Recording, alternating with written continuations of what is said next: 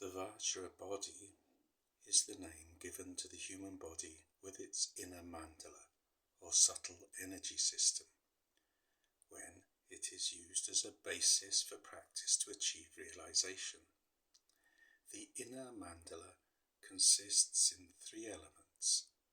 The first is the structured net of vital subtle energy currents, which in some cases correspond to physical channels and in some cases have no such correspondence. They're called nadi in Sanskrit and sa in Tibetan. The second is the flow of vital subtle energy through the organism, which is associated to breathing and is called vayu or prana in Sanskrit and lung in Tibetan.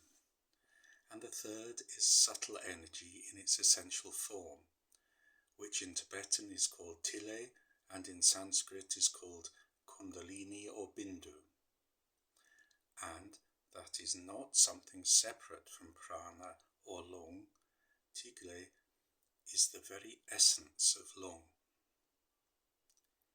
It is the work done with the inner mandala that makes the tantric practices of the path of transformation a more rapid path to realization than the practices of the sutras, and there are different types of yantra connected with many Mahayoga tantras and their various Heruka practices.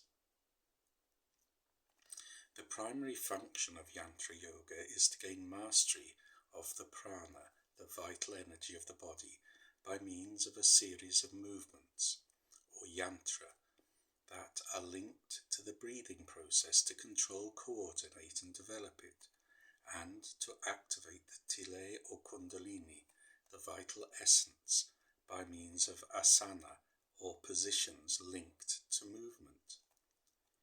It is from the inner mandala or subtle energy system that the physical body develops. In the process of conception, the flow of subtle energy animates and develops the fertilized physical ovum in the womb of the mother, and then causes the development of the embryo and later the fetus.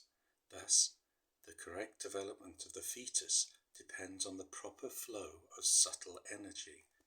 Similarly, throughout life of the individual, health depends on the correct circulation of prana and the balance of elements.